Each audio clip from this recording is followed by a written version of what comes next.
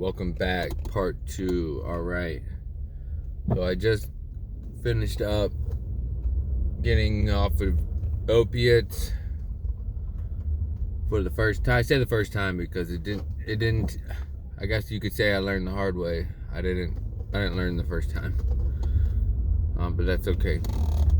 So I'm in Chattanooga, Tennessee with my sister and brother-in-law, and while I was up there, they were helping me out, like, what kind of job you want to do. Like, I want to be a personal trainer, because one day back in the day, this girl was like, hey, will you train me? Because, like, I'd been in the gym a long time, they trained me in baseball, so I knew how to work out. Oh, yeah, no problem. So, I did. And I was like, wow, you can make money doing this? So I was like, I'll be a personal trainer. So we had a buddy reached out to a friend right there in town, and I had to,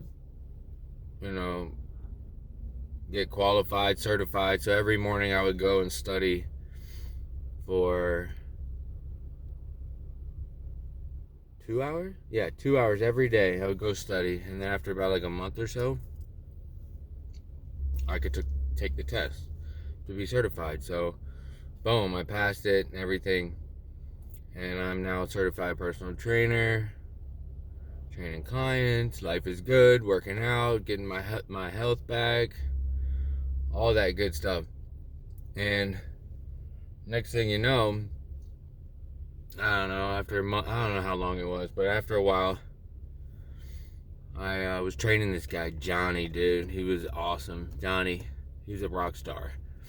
Like, he dressed the part and everything. Super cool dude. But anyway, he was my client, and he's like, hey man, you wanna go to the juice bar? And I was like, the what? He's like, the juice bar. So we go down to the juice bar. I get a green juice for the first time, and I was like, wow, this place is awesome.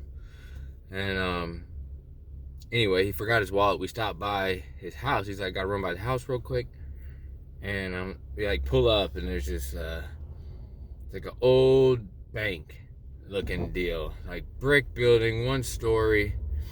And I was like, you live in there, bro? He's like, yeah, it's my house. It's the owner used it as a recording studio to record music, but I rent a room in the back. And I was like, dude, if there's ever an opportunity that pops up, let me know. I would totally live here.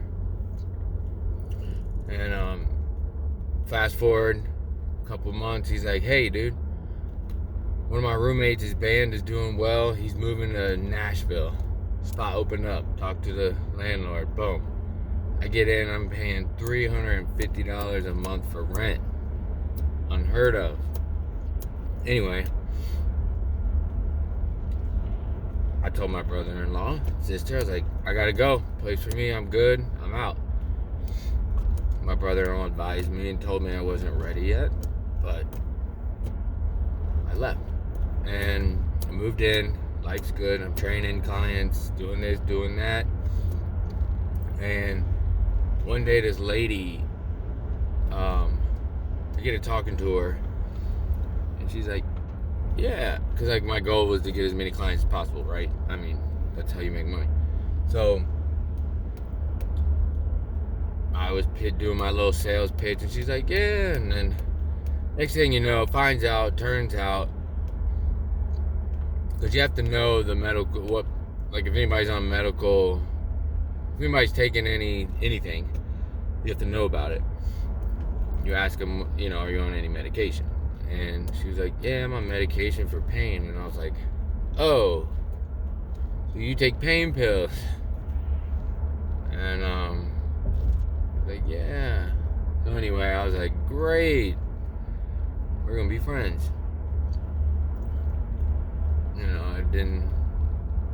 I had healed my body of drugs, of the opiates, but I didn't heal my heart at all. And that's the big difference between getting sober, getting off of drugs the first time versus the second time, which we'll get into. And I'm now training this client for a couple weeks, and boom, we kind of like become like friends also, like like help me like get my house furnished, like all kind of things. And I was like, oh, I'll just take one of those pills a week. No, a month. Just one a month. No big deal. Boy, was I kidding myself. That is a lie. It will never work. You can never just take one a month. That does not work. But I was lying to myself to make it okay. And I was like, yeah, like it'll be fine. Well, it wasn't. And then like slowly but surely, I started letting people back in my life that I shouldn't. Like a friend called me. Just got out of prison. He's like, hey man, actually he called me while he's in prison, and he's like, I'm getting out soon, around Christmas. Like, anyway, I could come live with you, basically. And I big heart, and I'm like, yeah, sure, but I was in no condition to be helping others. I wasn't helping myself. Massive, important note there. Next thing you know, he calls me up. He's like, I'm out. I'm talking with my parents. I know his parents. They're like, can I come live with you? And I was like, all right, why not? Sure, let's go. I'll give you a shot. Well, we were doing absolutely fantastic for a while. Working out, taking care of a couple jobs. Things seemed to be pretty good. And then one day, he goes, let's celebrate, man. We've been doing great. Let's celebrate. I was like, heck no. That sounds like a bad idea. That's a slippery slope. No way. Come on, man. Let's celebrate. I let it go, moved on. A couple weeks later, boom. 2 lines on the table. Let's celebrate. 2 lines of drugs chopped up, ready to be snorted. And I was like, boom. Didn't take but a second. And that's how fast I found myself back on opiates. And I didn't realize at the time, but that was the first line of heroin that I ever did. And I didn't know that it was heroin. But it is what it is. And I did it, and then, here and there, a little bit more, a little bit more, a little bit more, a little bit more. Only on the every other weekend, only on the... Before you know it, I was, boom. I need it every day. And it really spiraled fast. Like, all of a sudden, I think it was like within 6 months. 6 months, I found my life unmanageable. I needed this every single day. I'm spending $150, $240 a day depending on the day, the time, the price. I'm spending that every single day. All the work I'm doing from the day before or that day is going to supply my habit for tomorrow. It's a trap. It's a massive trap. But in a way, I need it, and I don't know how to help myself. Because in order to stop, I have to go through that withdrawal process again, which was agonizing pain and sickness for weeks and weeks. And it's like nobody ever wants to do that. And so that's why I kept it going. Until I got fired from my job. I was working as a restaurant employee, serving tables. And I don't know, I got to let go. I don't know what I didn't grade a table. Once you get like three strikes or whatever, then you're out. And so, boom, there goes my money supply. All right, I made a decision. I was like, all right, this is it. And the manager's like, you can get a job. I'll give you recommendations. You can get a job at I said, this is it. I'm done. I'm like, this life is miserable. She knew I was taking the drugs. And I was like, this life is miserable. I was like, I'm not going to get another job. I'm like, I'm completely done with this. And I just like pulled the plug and went to my house. And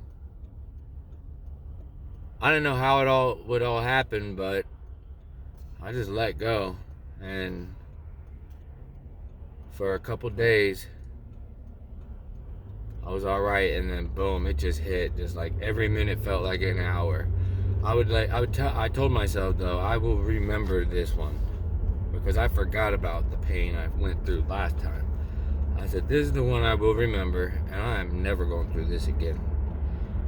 And I remembered it. It took me 6 whole weeks to feel like a normal human being again.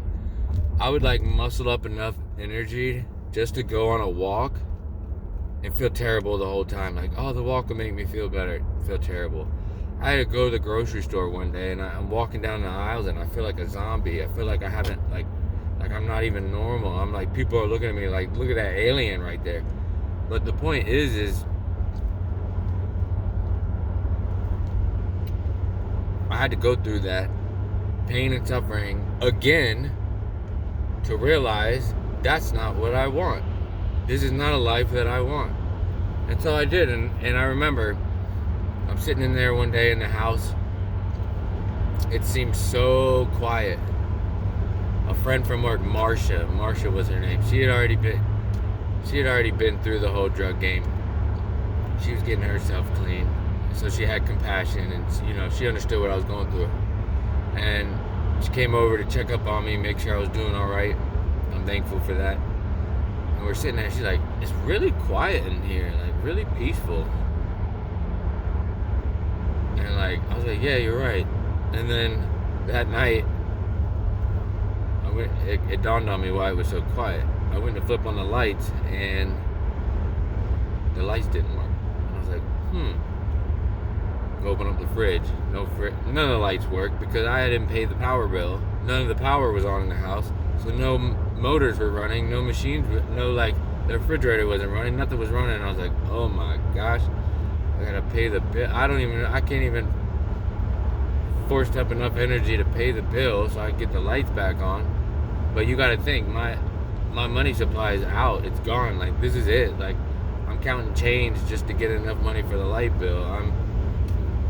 This is it. Like, I don't even know. I don't want to eat. I can't really sleep. All it is minute by minute, day by day, suffering and suffering and suffering. And I remember about like the fourth night of just like agony. I remember I got down on the ground. I was just like in a fetal position, like, God, help me. I need help. I tried to do this on my own. I tried to get off drugs on my own, and I failed. And I can't do this alone. I need your help. I surrender. I surrender. I surrender. And I said, I trust in you. Whatever you want, get me out of this mess. Please, I need help, because I can't do this on my own. And a couple days later, my brother-in-law shows up on my door. He's like, what's going on, man? Nobody can your sister can't get in contact with you. Your dad's been asking about you. Blah, blah, blah. I said, I quit paying my phone bill a while ago. Yeah, that's not in the budget. And he's like, come on, man. And he's like, he comes in, he's concerned, he's upset. He was kind of like this, I could have told you so also. But I told him, I'm like, dude, I failed again. It felt so like, it felt really bad. A lot of shame and guilt, because it's like I let the people around me down by getting back on drugs. And like, it was my fault, but at the same time, it wasn't. But it was, but it wasn't, but it was. I mean, I definitely chose it. But anyway, so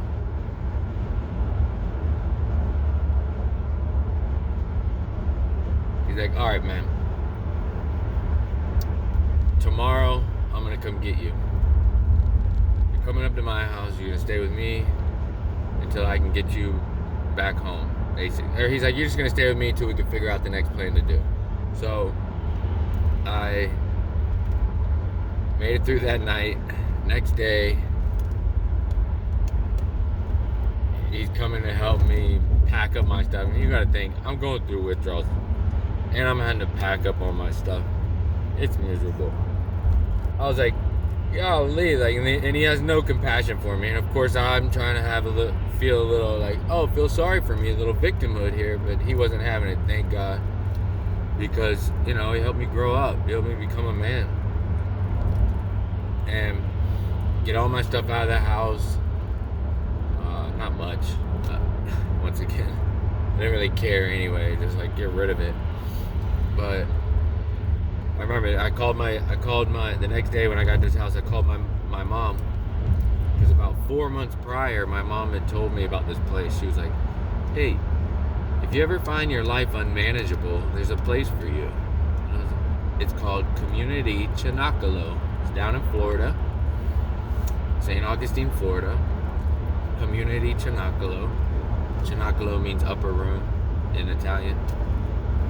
And they're building a house for the future residents, and they're people like you, and you can get the help you need in order to live a fulfilling life. And I was like, yeah. This was 4 months ago at that point. I was like, yeah, well, how am I going to quit my life? You know, like, what do you mean? And I was like, it sounds cool, but it's not practical right now. So I then call her up, and I'm like, that place you were telling me about, I'm ready. Like, my life is now unmanageable. I'm actually ready. So what do we got to do? Let's go. And she said, call this number. Talk to Albino. He's the director. So I called him, left him a message. Nothing. Dang. Next day, called him again. After about like 3 or 4 times of me calling him and leaving him a message, he called me back. He's like, okay, come down, do a trial days, 3 days, see if this is a program for you. I'm like, all right, sweet. And then in that meantime of me figuring that out and figuring out how I'm going to get back to North Carolina from Chattanooga, Tennessee, it's an 8-hour drive minimum. And there was also another opportunity to do a 1-year program. So the Community Chinacolo 3-year program, the other one a 1-year program. So I'm like, all right, got some decisions. So I asked around people here and there, you know, I'd be like, what would you do? And I remember this one guy, he's like, why would you take 3 years to do something you could do in 1 year? And I remember I was like, that sounds like a good idea, but you know, I've been choosing easy my whole life. I've been choosing the easy path. Like, what's the fastest way, the easiest way?